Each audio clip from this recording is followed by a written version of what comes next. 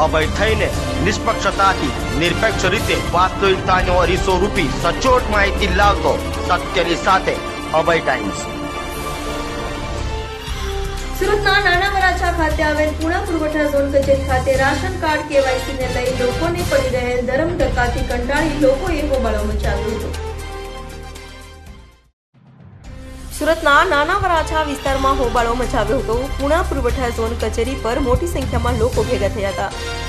હાલ રાશન કાર્ડમાં KYC કરાવવાને લઈ લોકો લાઈનો લગાવી રહ્યા છે। જો કે KYC માટે લોકો છેલ્લા કેટલાક દિવસથી ધક્કા ખાઈ રહ્યા હોય લોકોએ વિરોધ કર્યો હતો અને લોકોએ આક્ષેપ કર્યો હતો કે એજન્ટો દ્વારા 100 રૂપિયા લઈને ફોર્મ ભરે તો તરત વારો આવી જાય છે, તો અધિકારી દ્વારા કોઈ પ્રકારનો લોકોને સંતોષકારક જવાબ આપવામાં આવતો ન હોવાનો પણ આક્ષેપ કરાયો હતો।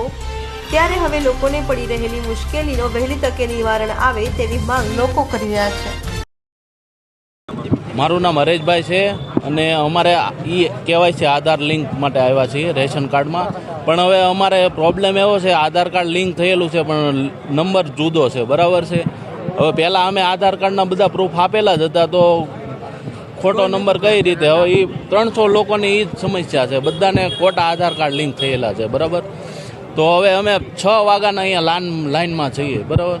તો હવે પાછળથી બધા કહે છે કે પાછળથી કામ થઈ જાય છે, પણ અહીંયા બધા હજી બહુ વ્યવસ્થાનો